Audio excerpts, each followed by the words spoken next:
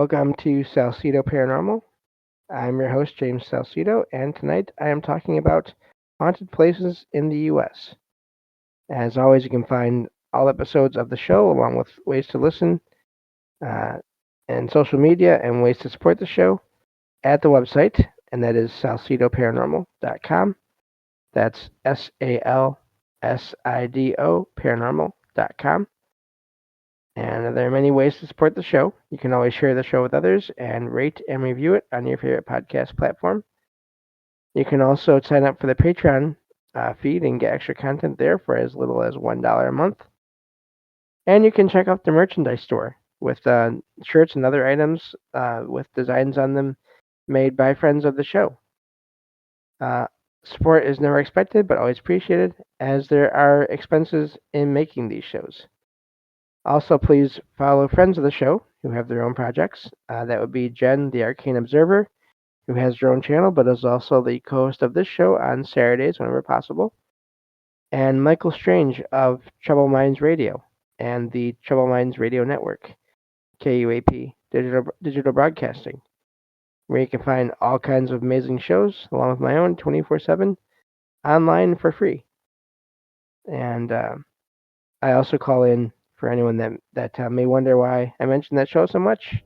It's because I enjoy it a lot, and I end up calling in a lot on that show as well.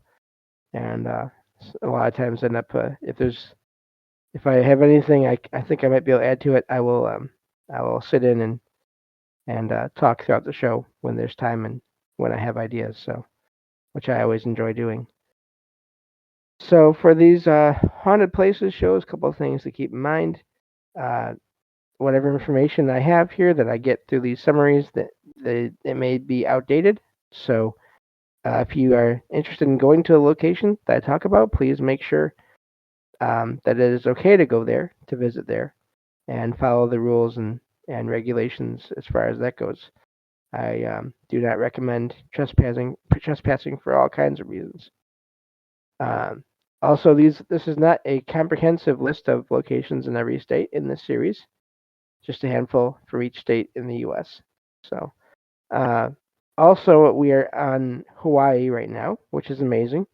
But also, this means that I will be mispronouncing and/or in some cases, not even attempting to pronounce some of the names. Um, so, just so you know, if I seem a little more hesitant than usual when I'm going through this, that is why. So, but yeah, so these are all places I've never been. Uh, yeah, I don't want to get sued by the Flintstones, though. I'm not quite sure I want to do that. But anyway, nice reference there. But from Michael Strange, uh, speaking of Trouble Minds Radio.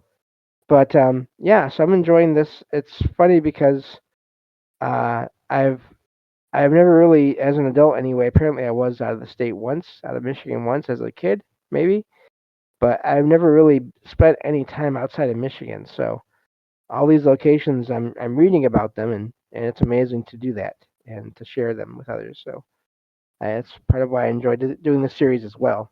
And it's important to point out the history and the reasons for a lot of these hauntings. Of course, there's um, so often there's these terrible events that happened that should not be forgotten, so that they're not repeated, if at all possible. So, moving on here, this next location is Iolani Palace in Honolulu, Oahu, in Hawaii, and this is a landmark rich with both royal history and lasting tales of haunting, intertwined with the fate of the Hawaiian monarchy and its dramatic overthrow. So, Iolani Palace was completed in 1882 by King Kalakaua, serving as the royal residence for the last two Hawaiian monarchs, uh, that king himself and also his sister Queen Lily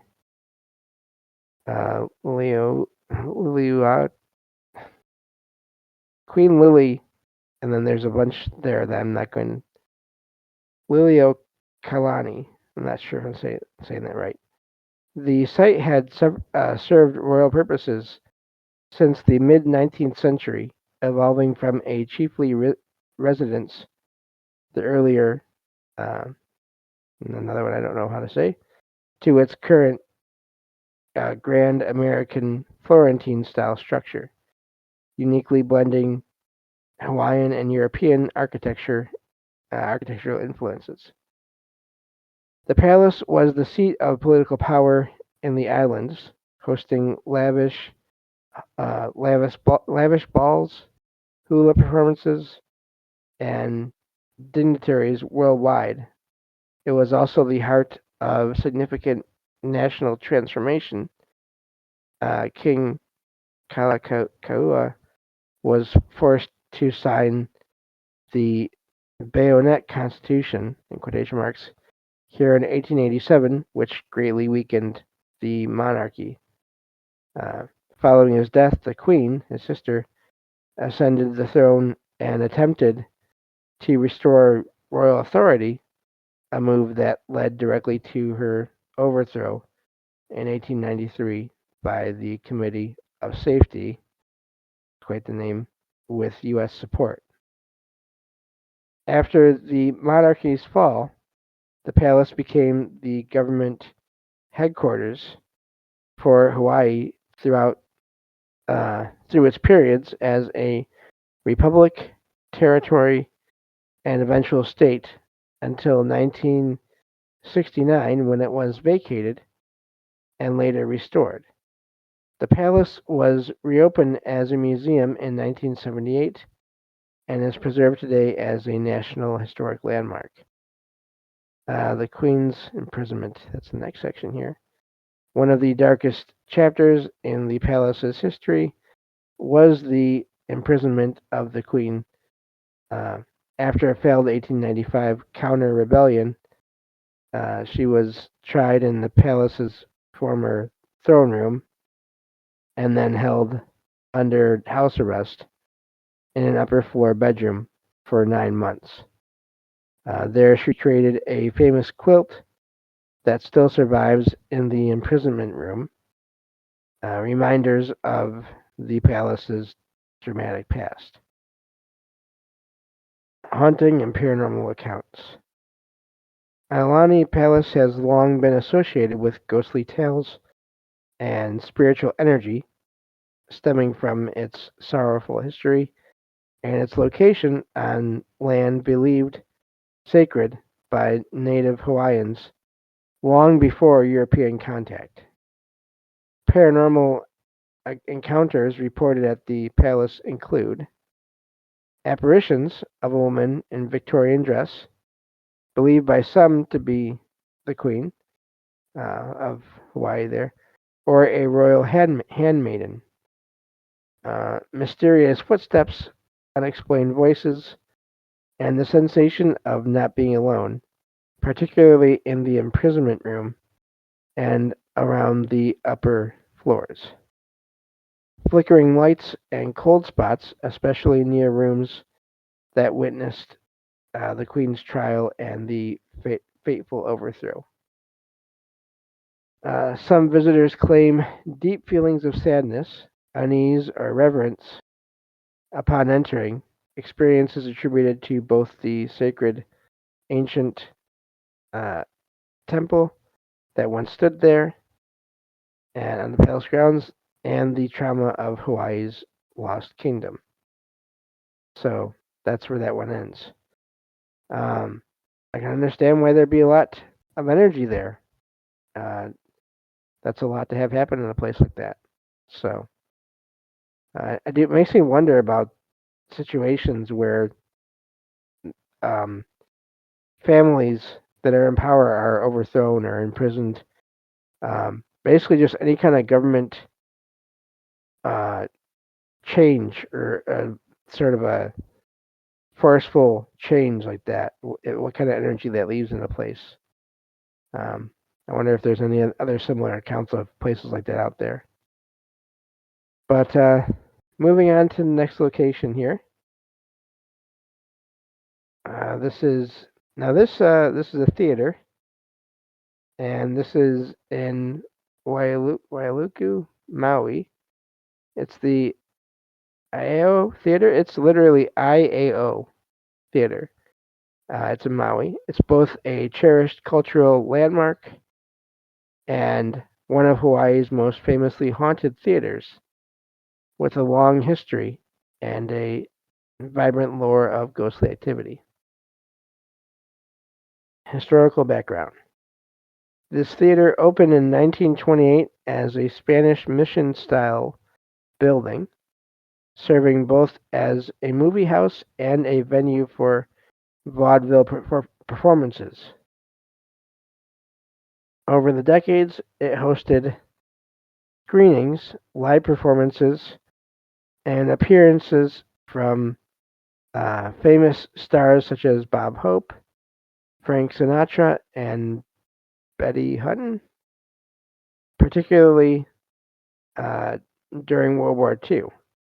The theater faced periods of disrepair in the 1980s, but was saved from demolition through community action, restored, and today it continues as the home of Maui on Stage. It was added to the Hawaii Register of Historic Places in 1994 and to the National Register of Historic Places in 1995, making it one of Maui's few surviving historic theaters. Haunting and paranormal activity. The theater is deeply entwined with ghost stories and supernatural claims. The most enduring legend is that of, in quotation marks here, Emma, believed to be the spirit of an unknown flapper or actress from the 1920s. Emma is said to cause mischief backstage, flickering lights, interfering with productions until stage crews address her by name, a practice reportedly bringing paranormal uh, relief. Her presence is so prominent that she has become an integral part of the theater's lore. I've heard of this as well in some places where the activity will keep on going until people there acknowledge whoever it is said to be. Um, or it'll happen if people don't say hello to this resident, these resident spirits in these locations before they start sort of doing things in the theater. So I've heard of this as well. Other reported activity includes objects thrown or moved in dressing rooms by a poltergeist-like spirit, often uh, heightening performer anxiety. I can imagine that. Apparitions, mists, and cold spots, especially in the basement, where some believe the ghosts of ancient Hawaiian soldiers from Iao Valley's historic battles still linger. Whispers, footsteps, and feelings of being watched, particularly in areas associated with Emma and the supposed soldiers. Photographs capturing a misty face and the sensation of an ethereal fog moving independently, particularly at night or near the stage. Claims from staff and paranormal investigators that the building is uh, definitely haunted. Experiences further explored on television episodes like Sci-Fi's Haunted Collector, which is a TV show which featured the theater, and The Legend of Emma. Uh, the lore around the theater's ghosts is heavily featured in local and national media, and the site remains active both as a performance space and a destination for paranormal investigators. So, and actually, that was the last of the Hawaii locations. Didn't have a ton there, but We are actually now moving on to Idaho, and we'll get at least one location done here. And I just realized I don't think I took notes on my end of the last episode, and where I'm supposed to. Um, anyway, behind the scenes stuff, I just realized I forgot. So that's always fun. But anyway, moving on here to Idaho, and this first location, the Old Idaho Penitentiary in Boise. I hope I'm saying that right. Um, so this is a historic prison that has attracted widespread attention for its dark past and prolific paranormal reputation. Historical background: the penitentiary first opened its doors as the Idaho Territorial Prison in 1872, housing more than 13,000 inmates over 101 years before finally closing in 1973. It began as a single cell house and expanded into a large complex built largely by convict labor surrounded by high sandstone walls quarried nearby. The site witnessed riots, escapes, harsh living conditions, executions by hanging, and tragic events, including deaths from disease and murder and other things as well, industrial accidents. 10 legal executions took place there, 6 of them in what is now the Rose Garden. Notorious inmates included Harry Orchard, who assassinated Idaho's governor, and Lyda Southard, Idaho's Lady Bluebeard. Severe overcrowding, unsanitary and unsafe conditions, and major riots, most violently in the early 1970s, finally forced its closure. The site was preserved today as a museum and National Historic Register landmark. Haunting and paranormal activity. The Old Idaho Penitentiary is widely reported as Idaho's most haunted site, with reports of paranormal activity from staff, visitors, and paranormal investigators. At least 123 to 130 deaths occurred here, giving rise to many ghost stories. Cell blocks and solitary. In solitary confinement, visitors report cold spots, shadow figures, and an intense sense of dread. Some believe the spirit of a prisoner lingers here, unable to move on. Rose Garden.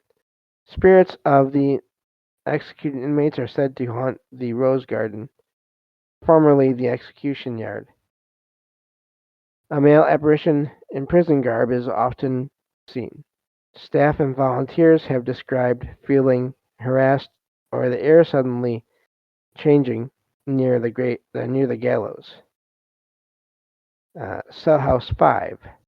This block is associated with Van Black, an executed murderer whose presence is said to manifest as draining battery power or appearing as a greenish light.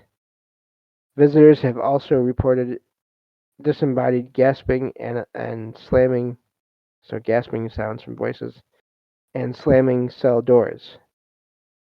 Uh, Someone, I guess, nicknamed Big Louie in Cell House 2, a large male apparition who is reported to shove visitors. Lovely.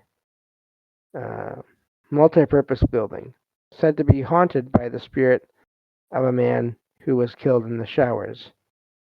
Visitors report mocking voices and cold spots. Other manifestations. Reports exist of footsteps, slamming doors, shadowy figures, disembodied voices, women's screams in the women's ward, and ghostly laughter in the old juvenile cells. Let's see here. Paranormal investigations frequently yield unexplained, audio recordings, visual anomalies, and equipment failures. The penitentiary regularly offers ghost tours and investigations. Hosts and visitors alike frequently describe chilling, inexplicable experiences. And that's where that one ends.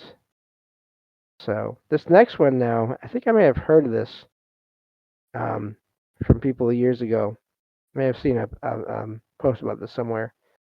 This is going from one type of location to a completely different type of location.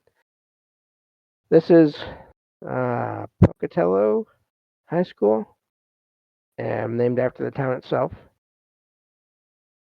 So this is this high school opened in 1892 as West Side School. Uh, Pocatello High School is the oldest high school in the region and was originally built from uh, rusticated sandstone. Never heard of that word before. On December 16th, 1914, a devastating fire, believed to have started in the boiler room, destroyed much of the building. Reconstruction began almost immediately, and the school reopened on the same site in 1917.